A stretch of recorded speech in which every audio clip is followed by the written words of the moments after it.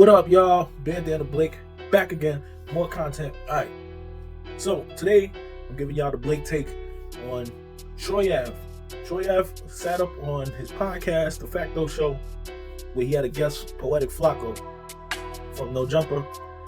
And before I even get into the clip, man, I swear to God, sometimes people like Flakko make me feel as though this culture needs gatekeepers, because people like him, like the way they are able to come into the culture just being launched off of certain platforms, sometimes it makes you scratch your head. Like the way he speaks about the culture, the way he just moves around in the culture, his whole mysterious history is weird. But either way, what we're reacting to today is Troy Ave, after testifying and cooperating with the state of New York and with the feds against Taxstone and putting him away for 30 years, continues to try to tell the story in a sense to make him sound A, heroic, B, noble, and C, like he still kept the morals of the street code, when we clearly see the way that he moved in the situation.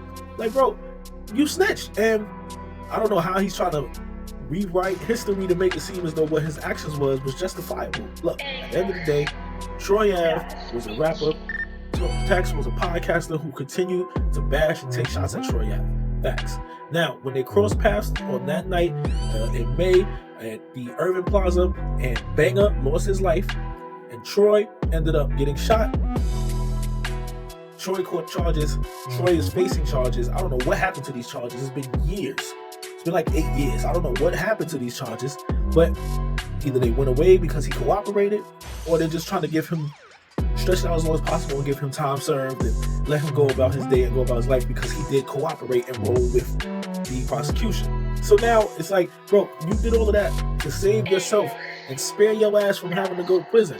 Why do you feel the need to continue to try to repaint the narrative like what you did with some noble shit? Yo, in court, they testified. He testified. He walked into the club, Banger and Tax met eyes. He alleges Tax flashed a gun while Banger was already telling Troy, I'ma snuff him, I'ma swing on him. Troy says he saw the gun first and he swung on Tax. Next thing you know, a scuffle happens. Tax shoots Banger. Tax shoots Troy. They scuffling for the gun. The gun falls, comes out. Troy gets the hold of the gun. Tax runs away. Troy licks a shot at him. And that was pretty much the end of the story. Banger died tragically. But after that, y'all gotta just watch this. There was a snaggletooth sissy called Taxstone, right? Yeah, Ratstone. His name is Ratstone. Right. Yeah, a snaggletooth sissy called Ratstone, right? That's right. I did a deep dive, right? Because I was truly trying to understand the psyche of this hate, right? Absolutely. So it's important to understand the psyche of a hater because it prevents other haters in history. Of course. But it's very difficult if you're not a hater. It's like trying to understand why a man would prefer to be with other men than women. Mm-hmm. We don't do that, so we wouldn't understand it. It's going to be very difficult. No, facts, right? But listen. So I'm watching like this interview, right? Bro, and I heard something my ears could not even comprehend. Like, bro, I heard something that I'm like, wait, hold up now. But like, think like this. This man said, yo, I hate Troy Ave because he thinks too highly of himself. I hate Troy Ave. Well, okay, round of applause. All right, so that right there is another partial truth that we need to dispel right away. Yes, for whatever reason, Tax really did hate Troy. Maybe because he was too cocky and all of that. Whatever the situation is with that. But where a lot of it stemmed from is that Tax was friends with Manolo Rose, a Brooklyn artist who had a record that Troy Ave jacked. It's all about the money. And because Tax had a platform and he was friends with Manolo, he took his opportunity to stand up and speak out for his friend Manolo and say, yo, Troy stole this record. What he's doing is wrong. And that Troy's just a corny nigga. And he ain't who he portraying himself to be. And then also, it's a whole thing that goes back to when Troy Ave used to sell his CDs at the gas station in Brooklyn when he was trying to come up.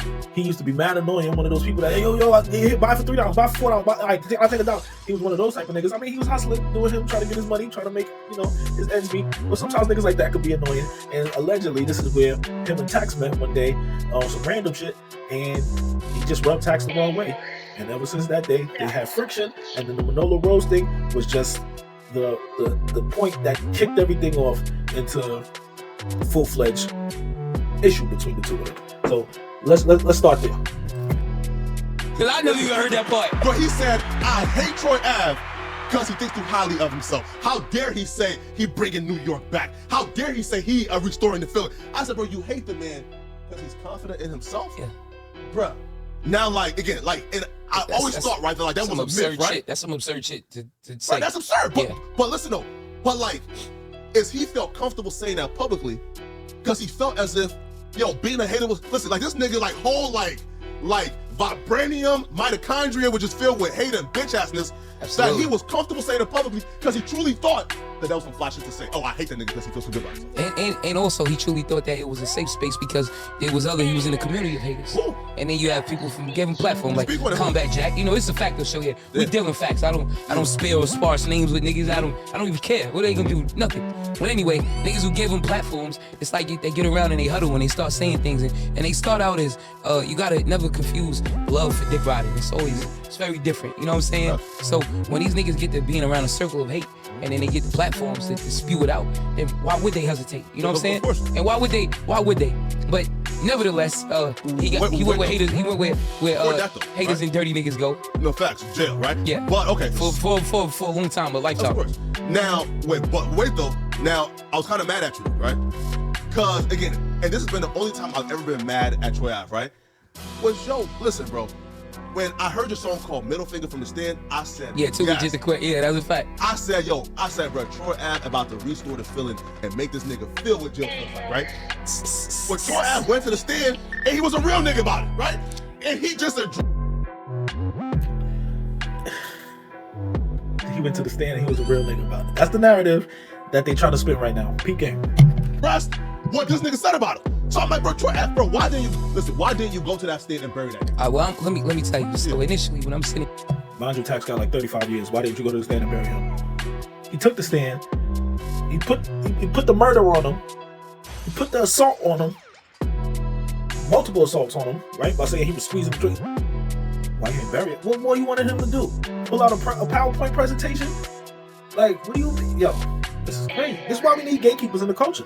Because people like this will infiltrate the culture and just start rewriting history. The niggas don't read. Niggas don't go back and go through the court transcripts and all of that bullshit. So you're going to take what this nigga saying in this interview and you're going to run with that because why? The person with the loudest mic paints the narrative. Tax is locked up right now. All he got is Twitter. Troy Ave is on a podcast on Academics platform with Academics #1 flunky Poetik Flakko, and now they over here talking all this bullshit that ain't real and it ain't true. In jail. Yeah. This was even I think Noriega said it when I was on Drink Champ. This is one of the most unique situations in street internet hip hop history, right? So it was never any blueprint. Like, you know, it's well documented that, you know, I come from street beginnings. I always never try to stay in the street, always try to open a laundromat, try to buy real estate, try to just do shit to get out the street. The street was a way to get money and I use it as a platform, whatever. But it was no big homies, it was nobody who been in this type of situation where a situation that in the streets, when we have problems, we keep it in the streets. They start in the street and stay in the street. I had many problems. Of course. You know what I'm saying? Like even I got shot on Christmas. That's on Christmas Day. I've seen who did it, and we just kept that in the streets. Yeah. But there's never a situation where some shit starts on the internet. A nigga crash out in public. Like if a nigga tell you, nigga, I'm about to hit your car, vroom, nigga, you don't say, yeah, well, come on, let's do it. No, nigga, let me get the fuck out the way, because 10 times out of 10, my car is in the upwards of 6 figures and shit. You know what I'm saying? But whatever. Yeah. So when everything first went down, I'm sitting there like, what the fuck is like, nigga? I'm thinking, all right, you know what? Nigga talk crazy on the internet. I never experienced this type of shit. Then it became stalking, and then so boom. So like at that night, Irving Plaza, I didn't even bring no guns in because like. You for business. I feel like exactly. I feel like when you're a real man, like you don't never want to do. Don't get it fucked up. I'm with violence, but I'm not with unnecessary violence. It's stupid. It's foolish. It goes against getting money. You know what I'm saying? So for somebody to have a gun in the club and then you pull it out and this what shit got me fucked up at. People was thinking that or saying people like Chano and all these other suckers, broke bum ass niggas. Struggling rappers and niggas who been hating, now they had a reason to hate. I came in the room aggressively and I was hating and niggas, the aggressive actors when a nigga yelling what's popping and backing out a gun on you. Absolutely. It doesn't get more aggressive than that. Facts, of course. But because in their mind, you know, these niggas be pussy, they'll turn around and run away. Niggas in crisis, most niggas, when it's fight or flight, they're gonna choose flight. They hoes. There's nothing wrong with that unless you talk some gangster shit. Right, of course. You know what I'm saying? You want nigga, when it's time to perform, I'm gonna put on. So if a nigga back a gun on me, that wasn't the first time. I pray it'll be the last time. Nigga, I'm gonna back a gun on, I'm going for that gun. It's a fact. But that's what Rats don't underestimate. He thought he was gonna back a gun and I was gonna back that nigga. I'm gonna punch you in your face and then I'm gonna take, now it's gonna be a war for that gun that you back. And then I'm gonna try to kill you with it. This a fact. But anyway, I get locked up and I'm thinking, you kept it solid, by the way. I kept it. It was dumb. You didn't say a word. At all. It was dumb, by the way, but whatever. Of course. You live and you learn. And so now I'm sitting in jail. I'm like, you know what?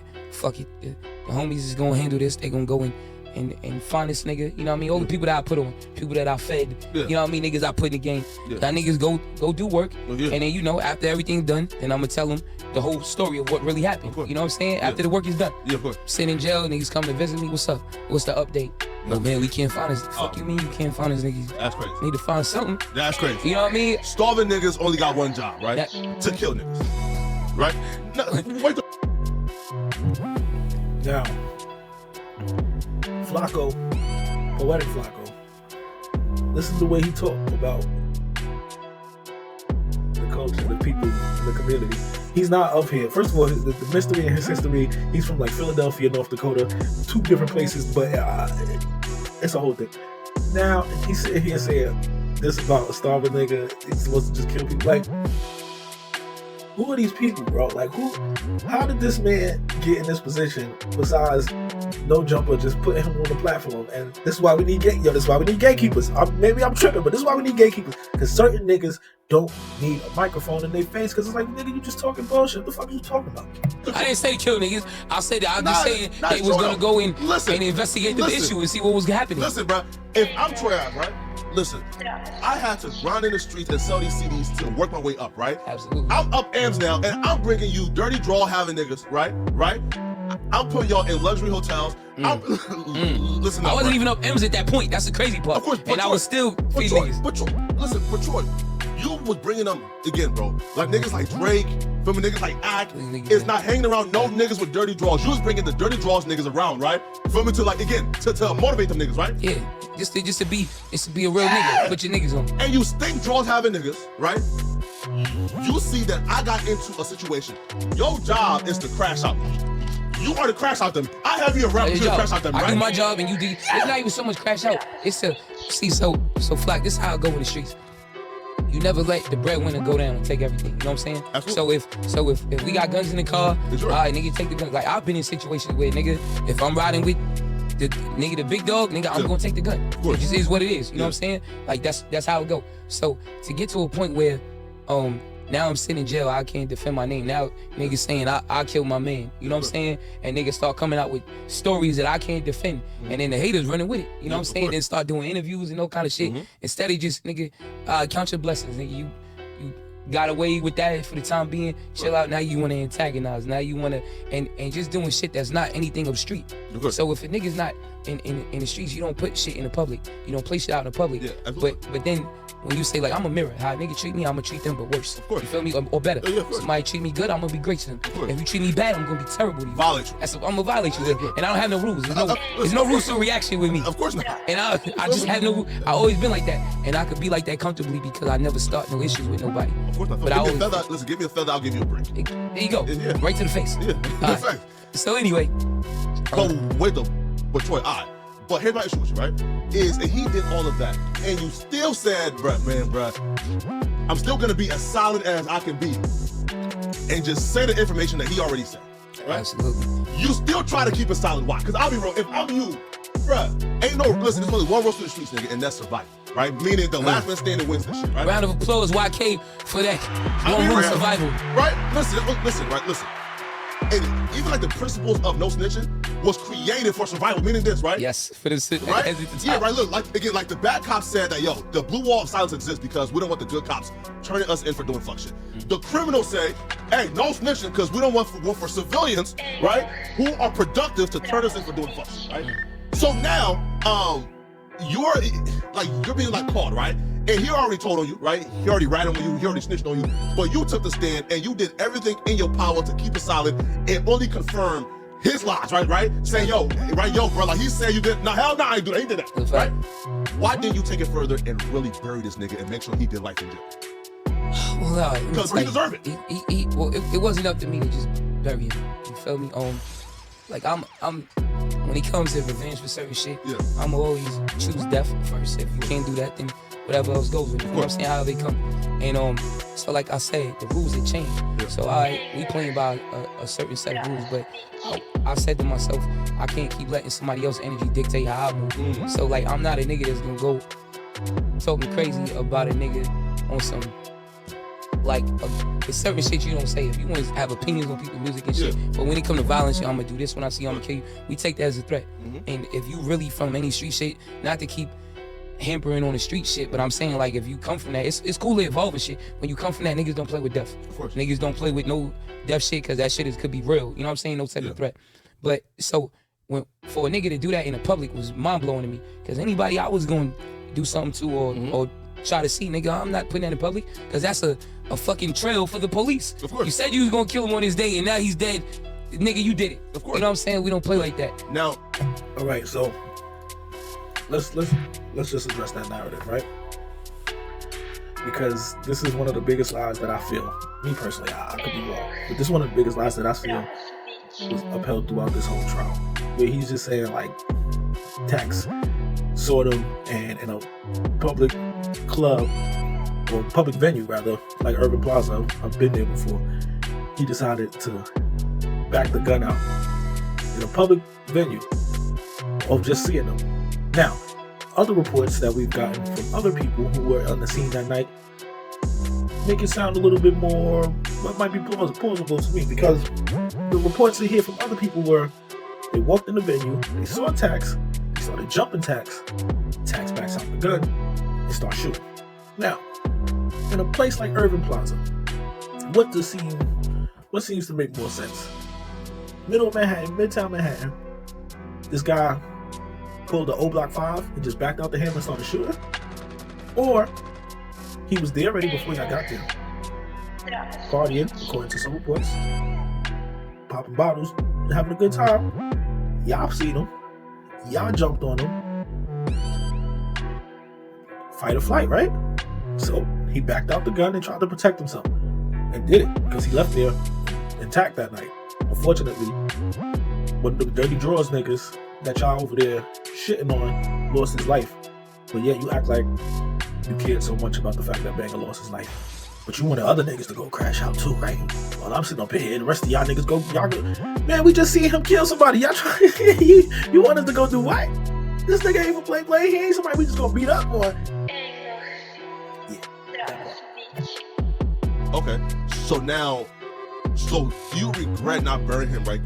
Because now you see that this nigga ain't learned a lesson. Meaning, right, listen, like, hey, he got sentenced to 35 years in jail, and he's still bragging about sending goons to get Joe Budden. It's crazy. So he ain't learned a goddamn thing. So I'm gonna tell you something. When I first came home from jail, and I pulled up on 50 Cent.